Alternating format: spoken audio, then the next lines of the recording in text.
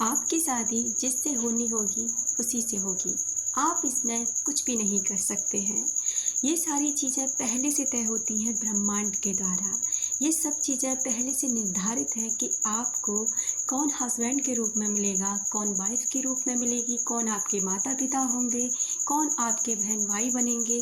जो भी आपके आज रिश्ते हैं ना, ये सब पहले से तय होते हैं। ना ही आप अरेंज मैरिज करते हैं और ना ही आप लव मैरिज करते हैं। ये सारा जो सिस्टम होता है ना, ये पहले से ही आपके लिए तय किया होता है।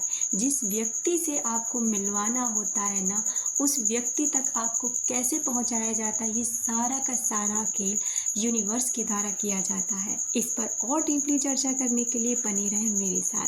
नमस्कार दोस्तों, आपका फिर से स्वागत है मैग्नेट ऑफ लव में। आई होप कि आप सभी बहुत मज़े से रह रहे होंगे और अपने अपने सेल्फ लव पर काम ज़रूर कर रहे होंगे। चलिए बात करेंगे कि आखिर में ये सारी चीज़ें हमारे हाथ में क्यों नहीं होती हैं, ये सब ब्रह्मांड के हाथों में क्यों होती हैं। तो क्या फिर हम ऐसे ही होते हैं, मतलब हम केवल कठपुतली हैं और हम कुछ भी नहीं करते? बिल्कुल करते हैं। हर चीज़ ना आपके पूर्व जन्म से आधारित होती है।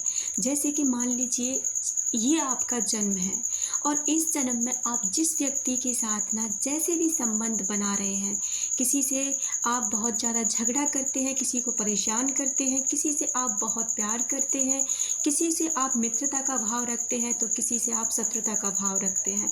जो भी आपके अंदर जिस भी व्यक्ति के लिए चीज़ें होती हैं ना, ये सारी चीज़ें कहीं न कहीं पर ऐड हो रही होती हैं। कोई शक्ति ऐसी जो उन चीज़ों का लेखा-जोखा खुद के पास रखती है कि आपको कौन से टाइम पर किस चीज़ से मिलवाना है। ठीक उसी तरह जब आप ये तन छोड़ के चले जाते हो, नेक्स्ट जन्म में जब आप पहुँचते हैं, तो वहाँ पर आज के टाइम में, आज के जन्म में जो भी आपने जिस व्यक्ति से जितना ज़्यादा जैसा संबंध निभाया है, उसी हिसाब से ना वो व्यक्ति आपसे जुड़ते चले जाएँगे। अगर आपने किसी को बहुत कष्ट दिया था, तो कोई व्यक्ति आपकी लाइफ में वही आप नहीं पहचान पाएँगे। अक्सर आप देखते होंगे कि कोई ऐसा इंसान आपकी लाइफ में होता है, जिसका आप कभी बुरा नहीं करते, आप कभी उसके बारे में गलत नहीं सीखते, लेकिन वो इंसान आपको हमेशा तकलीफ़ देता रहता है। वो इंसान आपके लिए हमेशा कुछ न कुछ गलत करता रहता है, जिससे आपको कष्ट हो, जिससे आपको दुःख मिले। तो समझ जाना चाहिए कि ये आपका ना पिछले जन्म का कोई ऐसा व्यक्ति है, कोई ऐसा संबंध है, जिसे आपने कष्ट दिया था। इसलिए उसकी हीलिंग करना ना बहुत ज़रूरी है, क्योंकि अगर आपने यहाँ पर उसकी हीलिंग नहीं की, तो वो फिर से आपको अगले जन्म में परेशान करने के लिए, या तो आप उसे परेशान करेंगे फिर से, या फिर वो आपको परेशान करेगा। अगर आपको ऐसे वीडियोज़ देखने को मिलते हैं, आपको ऐसी गाइडलाइंस देखने सुनने को मिल जाती हैं, एंजल्स मैसेज मिलते हैं, यूनिवर्स के द्वारा भेजे हुए अगर ये वीडियोज़ आपको मिलते हैं ना, तो आपको समझ जाना चाहिए कि यूनिवर्स ना आपको एक इशारा कर रहे हैं कि अब आपकी ना अवेकनिंग का समय है। अब आपका अवेयर होने का समय है, तो थोड़ा-सा अवेयर हो जाइए। इसी तरह से ना जो भी हमारा जीवन साथी बनता है, वो हमारा ना पहले से तय होता है। अब हम सब कहते हैं कि हमने लव मैरिज करी, हमने इतना एफ़र्ट डाला और हमने मतलब बहुत सारे कष्ट सहे, तब जा कर के हमारी लव मैरिज कंप्लीट हुई। या फिर हमने हमारी अरेंज मैरिज, हम तो लव मैरिज करना चाहते थे, किसी और व्यक्ति से हम प्यार करते थे, लेकिन हमारी शादी किसी और व्यक्ति के साथ हो गई। क्यों ये इसलिए हो गई, क्योंकि उस व्यक्ति के साथ जिसके साथ आप प्रेम संबंध में थे, वो व्यक्ति आपके साथ उतने ही समय तक था। उसके बाद ना आपको उस व्यक्ति से जुड़ना है जिसके साथ ना आपका आगे का कार्मिक खाता है। यानी कि जिसके साथ ना आपके कर्म जुड़े हुए हैं, अब आपको ना ऐसे व्यक्ति से जा कर के मिलना है। और आप जानते ही हैं कि सबसे ज़्यादा कष्ट आपको आपका पति या पत्नी ही दे सकते हैं, और उसके बाद जो देता है वो आपकी औलाद देती है। तो यही चीज़ है ना, जब आपको किसी से कष्ट दिलवाया जाता है, तो वो आपके पति या पत्नी के रूप में आपके साथ आता है, और वो आपको या तो किसी न किसी रूप में ना आपको परेशान ज़रूर करेगा। इसलिए क्या होता है ना कि आप ना बेफ़िक्र होके रहिए कि आपको कैसे, किसी-किसी का टाइम आपने देखा है ना कि किसी-किसी का टाइम ना बहुत ओवर एज हो जाता है, 30 प्लस हो जाते हैं, 35 प्लस हो जाते हैं, लेकिन शादी का भी दूर-दूर तक चांस नहीं है। और कहीं किसी-किसी की शादी ना बहुत जल्दी एज में हो जाती है, क्योंकि उनका अकाउंट ना अभी से उनके साथ जुड़ना होता है।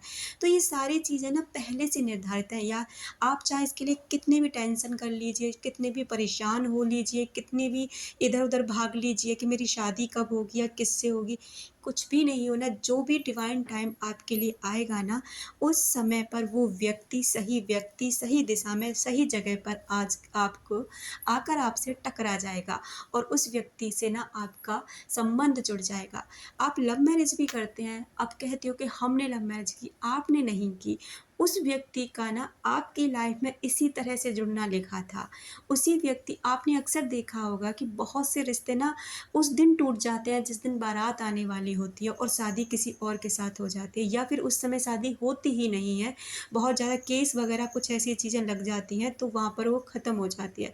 कहीं कहीं आपने देखा है कि कहीं कहीं ना दहेज के लिए औरतों को परेशान कर दिया जाता है, यहाँ तक कि मार भी दिया जाता है। कहीं कहीं औरतें इतनी ज़्यादा बहुत मतलब स्ट्रॉन्ग होती हैं, बहुत ज़्यादा, अब मैं क्या नाम लूँ उनका, कि इतनी ज़्यादा मतलब आप समझ जाइए कि अपने पतियों को बहुत ज़्यादा परेशान करके रख देती हैं, बहुत इस लेवल पे कि वो मेंटली टॉर्चर होते रहते हैं लेकिन कुछ कर नहीं पाते हैं। तो ये ना आपका उनके साथ कार्मिक अकाउंट है, कार्मिक खाता है, और वो आपको तब तक परेशान करता रहेगा जब तक उसका और आपका कर्म खाता चुक नहीं जाएगा। अगर आपको ये वीडियोस मिल रहे हैं और इसके द्वारा आपको ना अवेकनिंग होने का ना आपको टाइम मिल गया है, या फिर आपको जानकारी मिल गई है, तो अब आपको क्या करना है कि उस इंसान की ना हीलिंग करना शुरू कर दीजिए, उससे माफ़ी मांगना शुरू कर दीजिए। ऐसे नहीं कि आप डायरेक्ट उससे जाके माफ़ी मांगेंगे, फिर तो उसका भाव और ज़्यादा बढ़ जाएगा, वो कहेगा अरे यार ये तो मेरे से इतना डरता है। उससे नहीं मांगनी है आपको, होअपोनोपोनो प्रेयर तो आप जानती हैं, बस वो हीलिंग पावर उसके लिए भेजनी है एकांत में बैठकर बस। उसके बाद ना आप देखिए, किसी किसी को आप देखते हैं कि कोई औरत बहुत जल्दी विधवा हो जाती है, किसी किसी की किसी का मतलब पत्नी मर जाती है तो उसके साथ में दूसरी औरत का संबंध जुड़ना लिखा होता है, दूसरी शादी उस इंसान की जाती है, किसी किसी औरत की दूसरी शादी हो जाती है। तो ये सारी चीज़ें ना आपकी ज़िंदगी में पहले से तय हैं।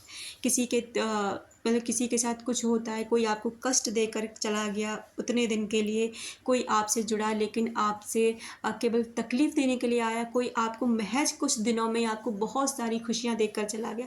तो ये सारी चीज़ें ना कोई नहीं करता, भगवान किसी चीज़ को आपके साथ नहीं करते, ना अच्छा करते हैं ना बुरा करते हैं, ये करते हैं वो हमारे कर्म करते हैं।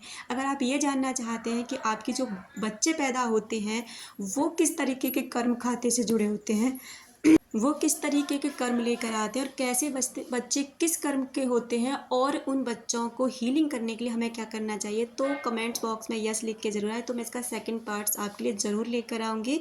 तो आप समझ गए होंगे कि शादी के लिए आपको चिंता करना व्यर्थ है, बेकार है। आपकी जिससे भी जिस समय पर भी जिस इंसान से शादी होना तय होगा, लिखा होगा, उस इंसान से ना उसी समय पर वो आपकी शादी ज़रूर हो जाएगी, और वही व्यक्ति आपसे जुड़ेगा जो आपके लिए पहले से बना होगा, या जिसके साथ ना आपका हस्बैंड वाइफ वाला रिश्ता जुड़ने वाला होगा। अपना रखें ख्याल, अपनों का रखें ख्याल, जिससे आप अट्रैक्ट कर सकें ढेर सारा प्यार और ढेर सारी खुशियाँ।